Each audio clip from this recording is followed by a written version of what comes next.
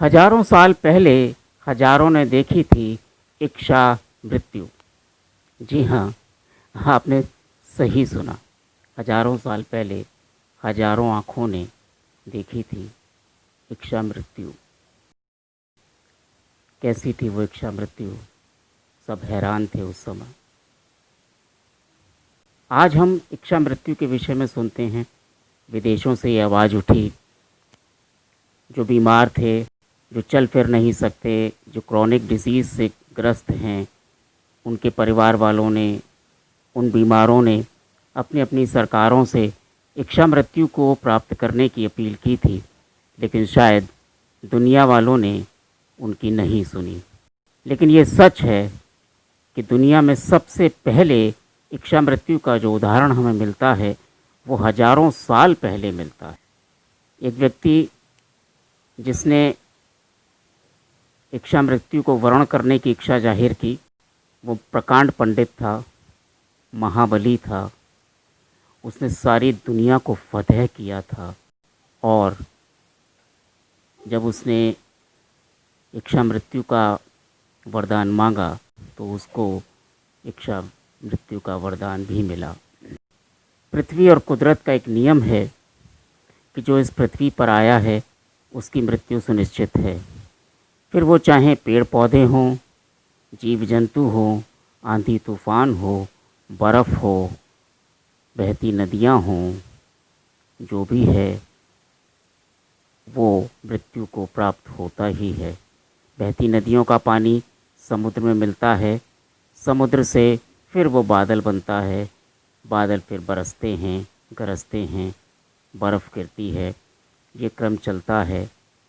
तो यहाँ भी हम देखते हैं कि जल की मृत्यु भी होती है सागर में मिलने के बाद। कुदरत के इस नियम को बदला नहीं जा सकता, वो प्रकांड पंडित जानता था, लेकिन उसकी इच्छा थी कि उसने जिस तल्लीनता से, लगन से, मेहनत से ज्ञान अर्जित किया है, विश्व फतह किया है, वह हमेशा जीवित रहे। लेकिन उसके ज्ञान ने ही उसको बताया कि नहीं, ऐसा नहीं हो सकता।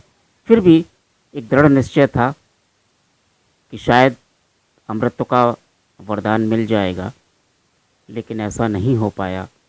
पृथ्वी को हमारे ऋषि मुनियों ने इसीलिए मृत्यु लोक कहा है, क्योंकि जन्म के साथ ही मृत्यु सुनिश्चित हो जाती है। वो एक अलग बात है कि ना तो हमारा जन्म सुनिश्चित है, ना मृत्यु सुनिश्चित है। हम उस विषय में कुछ भी नहीं जानते।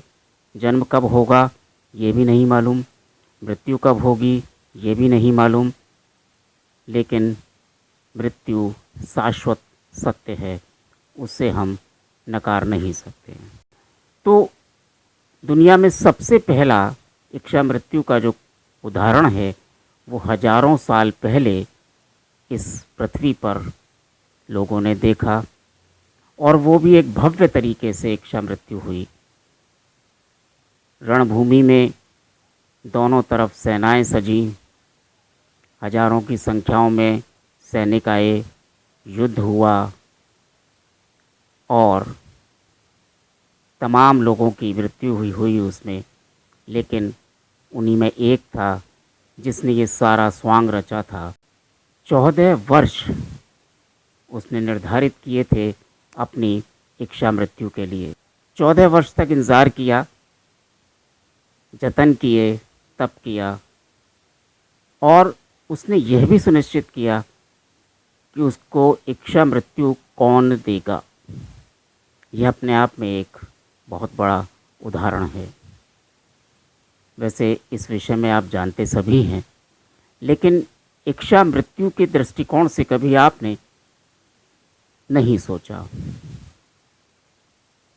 आज भले ही बीमार व्यक्ति इच्छा मृत्यु का वर्ण करना चाहते हों, लेकिन हजारों साल पहले एक स्वस्थ व्यक्ति ने अपनी इच्छा शक्ति और प्रबल संभावनाओं को देखते हुए इच्छा मृत्यु का ख्वाब देखा था, इच्छा जाहिर की थी और उसने उन तमाम साजो सामान को इकट्ठा किया ताकि सारी दुनिया उसकी इच्छा मृत्यु को देख सके।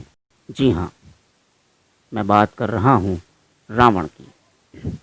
रावण ने ब्रह्मा जी से वरदान अमृतत्व का मांगा था, लेकिन ब्रह्मा जी ने कहा जिसका जन्म हुआ है उसकी मृत्यु सुनिश्चित है।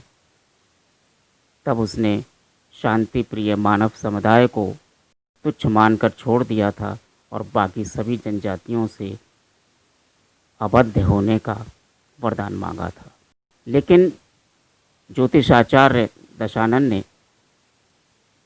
यह सुनिश्चित कर लिया था कि शांति प्रिय मानव के हाथों मोक्ष को प्राप्त करना ही श्रेष्ठ होगा और इसलिए उसने राम को चुना, 14 वर्ष का वनवास दिलाया। लेकिन शायद राम को इस बात का आभास नहीं था कि वो वनवास में क्यों जा रहे हैं। जैसे जैसे इच्छा मृत्यु का समय समीप आ रहा था, रावण की उत्तेजना बढ़ती जा रही थी, क्योंकि राम उस दृष्टिकोण को सोच नहीं पा रहे थे कि आखिर क्यों उनको 14 वर्ष वनवास दिया गया। रावण ने समय और तिथि भी सुनिश्चित कर दी थी अपनी इच्छा मृत्यु के लिए। जब संभावनाएं कमज़ोर होने लगीं तो जानबूझकर रावण ने सीता का हरण किया और राम को विवश किया कि वो लंका में आएं और उसकी अंतिम इच्छा को पूरा करें। तो इस प्रकार राम और रावण के युद्ध में सबसे पहले रावण ने अपने सभी सगे संबंधियों, भाइयों, उनको मृत्यु का वर्ण करवाया और अंत में विभीषण को छोड़कर स्वयं इच्छा मृत्यु को प्राप्त हुआ। और ये नज़ारा हजारों लोगों ने देखा था। देवताओं ने पुष्प बरसाए थे, क्योंकि जिस मकसद से देवताओं ने रावण को खड़ा किया था वो मकसद पूरा हो चुका था। पृथ्वी से आतंकवाद खत्म हो चुका था। जितनी नापाक इरादों वाली ताकतें थीं, समुदाय थे, जनजातियां थीं, वो समाप्त हो चुकी थी और पृथ्वी भयमुक्त हो गई थी। इतना बड़ा कार्य करने के बाद रावण को मोक्ष प्राप्त हुआ, वो भी इच्छा मृत्यु के माध्यम से।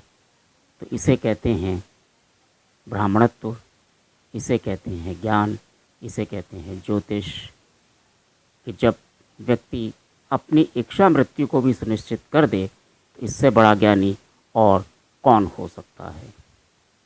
आप रहिए स्वस्थ, मस्त और व्यस्त।